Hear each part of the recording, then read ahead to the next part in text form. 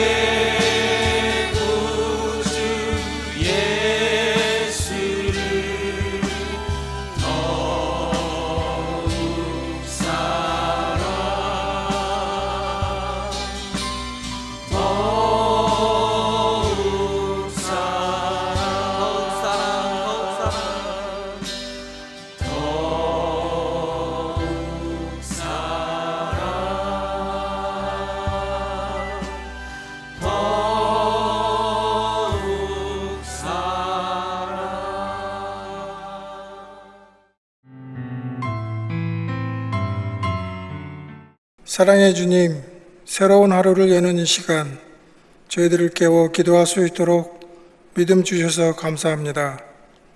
첫 시간을 주와 교통함으로 시작하오니 오늘 이 하루가 더 기쁘고 복된 날이 될 수 있도록 은혜 베풀어 주시옵소서. 저희들이 옳다고 생각하는 것에 얽매이지 말고 좌로나 우로나 치우치지 않게 하시며 오직 말씀에 의지하여 주님과 함께 동행할 수 있도록 하옵소서. 사랑의 하나님, 이 시간 놀라운 주님의 임재와 역사를 체험하고 이제 밝은 아침이 오면 주님께서 주신 일들을 할 것입니다. 우리에게 사랑과 지혜를 허락하사 저희들의 삶이 세상에 부끄럽지 말게 하시며 그 삶으로 보여주는 증거가 곧 하나님의 역사를 드러내는 전도가 되게 하옵소서. 코로나 바이러스로 세상이 요동치고 있습니다. 그 어려움 속에서도 저희들은 희망을 품습니다. 고난이나 상처가 되는 경험은 결코 사고가 아니라 우리들의 삶의 존재에 반향을 찾아가기 위한 기도의 소통이 됩니다. 주님의 손길이 저희를 향할 때 강하고 담대하게 세상을 이기는 저희들 되게 하옵소서. 병으로 고생하는 허약한 몸이 완쾌되어 일상으로 돌아가고 부족함이 가득 채워지며 넉넉함을 서로 나누게 하옵소서. 세상에서 성공하고 부귀를 누릴 때 주님의 이름을 높이게 하옵소서. 올 때는 빈 마음으로 왔으나 돌아갈 때는 목사님의 입술을 통해 전해지는 주님의 마음을 가득 담아 승리하는 하루가 될 수 있도록 축복하옵소서. 예수님의 이름으로 기도드렸습니다. 아멘.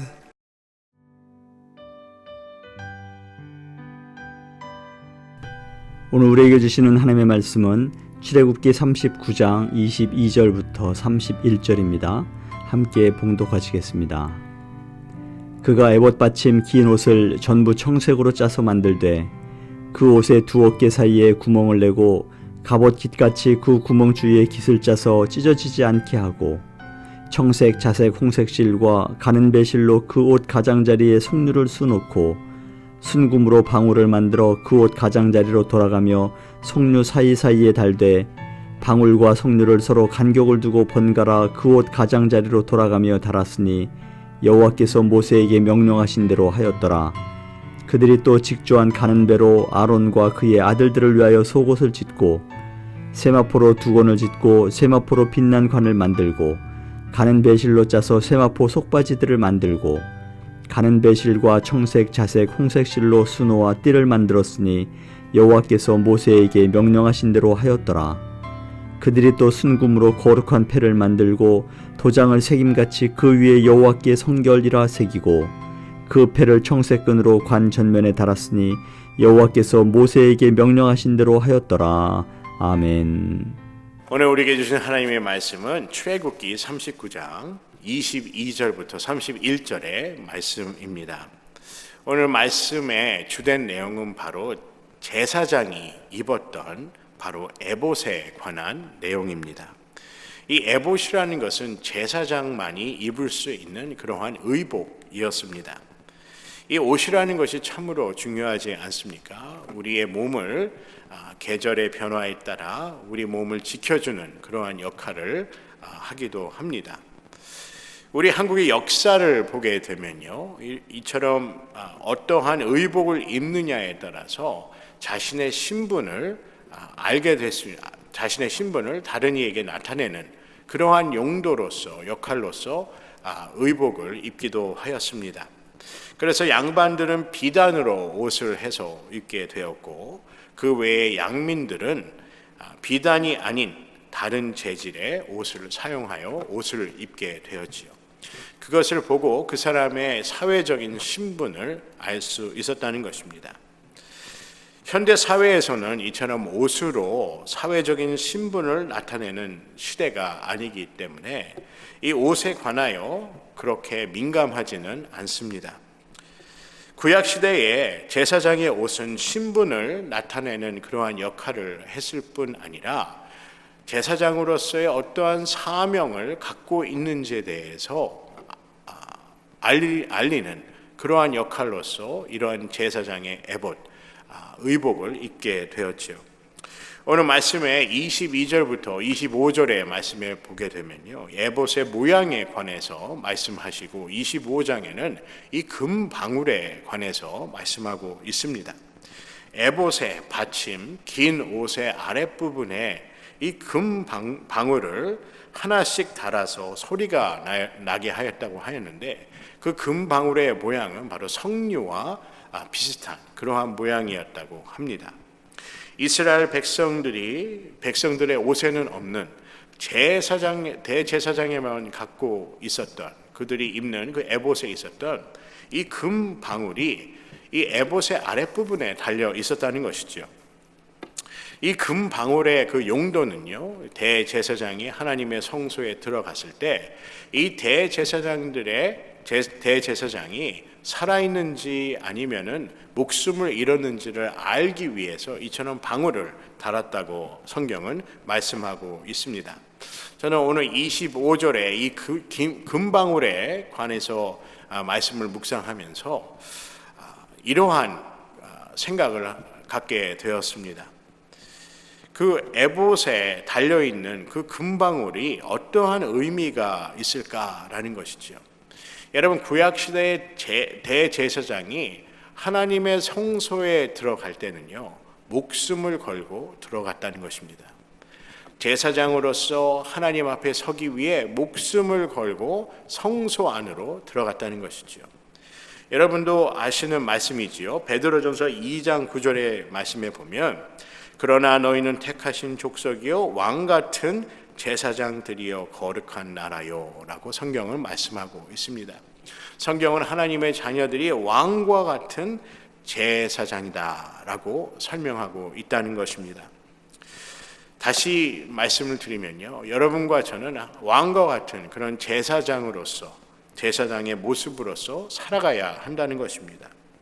여러분과 저는 제사장과 같은 그러한 삶을 살아가기 위해 하나님께 부름을, 사명을 받았다는 것입니다. 여러분, 구약시대의 제사장처럼 하나님께 경건한 예배자의 모습으로 살아가기 위해, 자신의 하나님의 성소에 들어가기 위해 목숨을 걸고 들어간 것처럼 우리 또한 하나님 앞에 경건한 예배자로서 하나님 앞에 신실하고 거룩한 그러한 예배자의 삶이 되기를 주님의 이름으로 간절히 소원합니다. 여러분, 제사장의 직분은 또한 하나님께 헌신하고 순종을 하는 사명을 갖고 있습니다. 오늘 말씀을 볼까요? 말씀의 29절의 말씀에 보면 가는 배실과 청색, 자색, 홍색 실로 수노와 띠를 만들었으니 여호와께서 모세에게 명령하신 대로 하였더라 라고 성경은 말씀하고 있습니다. 이처럼 제사장의 삶은 하나님의 명령에 순종하며 사는 것입니다. 오늘 베드로전서의 말씀처럼, 베드로전서 2장 9절의 말씀처럼 우리가 왕같은 제사장이라는 말씀은 우리가 제사장과 같은 그러한 삶을 살아야 한다는 것이죠. 오늘 29절의 말씀에 보면요, 모세에게, 여호와께서 모세에게 명령하는 대로 하였더라라는 그 말씀을 묵상하면서 우리가 하나님 앞에 순종하며 산다는 것, 이것이 바로 제사장으로서의 삶을 사는 것이다 라는 것을 우리가 배울 수 있습니다. 여러분, 순종은 하나님의 말씀을 100% 믿고 따르는 것입니다. 그래서 믿음 없이는 아무것도 이룰 수 없음을 성경은 말씀하고 있기도 합니다. 고린도후서 13장 5절에 보면요, 너희가 믿음에 있는가 너희 자신을 시험하고 너희 자신을 확증하라. 예수 그리스도께서 너희 안에 계신 줄을 너희가 스스로 알지 못하느냐. 그렇지 않으면 너희가 버리운 자니라 라고 성경은 말씀합니다. 고린도후서 13장 5절의 말씀에 보면 우리가 믿음이 있는지 믿음이 없는지를 우리 스스로를 시험해 보라고 말씀하시지요. 이처럼 순종은 절대적으로 하나님을 믿지 않고는 이룰 수 없는 것이 바로 순종이라는 것입니다. 여러분과 저는 하나님을 믿고 그리고 성소에 목숨을 걸고 들어간 그 제사장처럼 우리 또한 하나님을 절대적으로 신뢰하고 나의 모든 것을 하나님께 맡기는 그러한 신앙의 여정이 되시기를, 하나님의 백성으로서의 삶이 되기를 주님의 이름으로 간절히 소원합니다.